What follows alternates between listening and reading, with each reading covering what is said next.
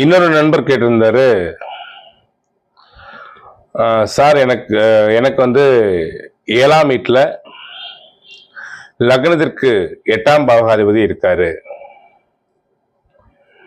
அப்போ லக்னத்திற்கு 7ஆம் வீட்டில் 8ஆம் அதிபதி இருக்கும் பொழுது திருமண வாழ்க்கையை பாதிக்குமா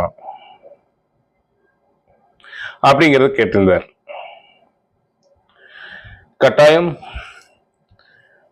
எப்பவுமே 7ஆம் அதிபதி 8ஆம் இடத்தில் இருந்தாலோ இல்ல 8ஆம் அதிபதி 7ஆம் இடத்தில் இருந்தாலோ வாழ்க்கை துணையால் அவமானங்களை சந்திக்க நேரிடும்.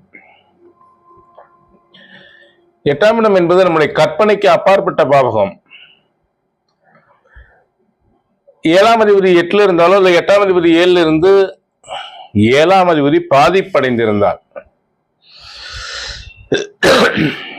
8ஆம் அதிபதி 7ல இருக்காரு, 7ஆம் அதிபதி பலவீனம் ஆயிட்டாரு, 7ஆம் அதிபதியும் கெட்டு போயிட்டார், ஆனா 8 கூட 7ல இருக்கார். அப்படிங்கிற போது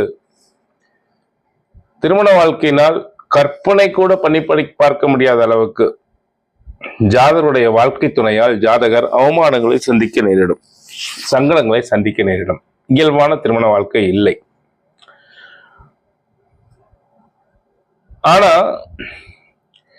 7ஆம் அதிபதி நல்ல நிலையில் இருக்காரு வச்சுக்கோங்க, 7ஆம் அதிபதி பாதிக்கல, 8 கூட 7ல இருக்கார்.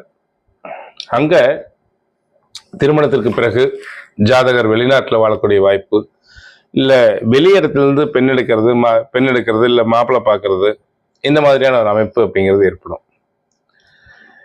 7ஆம் அதிபதியினுடைய நிலையை வச்சே நீங்கள் 8ஆம் அதிபதி 7 இருக்கிறத முடிவு பண்ணணும். ஆண் ஜாதகமா இருந்தா சுக்கிரனையும் 7ஆம் அதிபதியும் வச்சு முடிவு பண்ணணும். பெண் ஜாதகமா இருந்தா செவ்வாயும் 7ஆம் அதிபதியும் வச்சு முடிவு பண்ணணும்.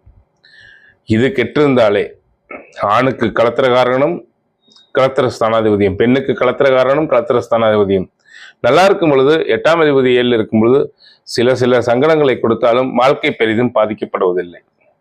ஆனா இந்த பாவகமும் காரகாதிபதியும் பலவீனம் அடைஞ்சு 8ஆம் அதிபதி 7ல் இருக்கும் பொழுது வாழ்க்கை துணையால் ஜாதகர் அவமானங்களை சந்திக்க நேரிடும். திருமண பொருத்தம் பார்க்கும்போது கவனமா இருக்கணும் அப்படிங்கிறத நீங்க மனசுல வச்சுக்கணும். புரியுதுங்களா? நீங்க கேட்ட கேள்விக்கு இதுதான் பதில்.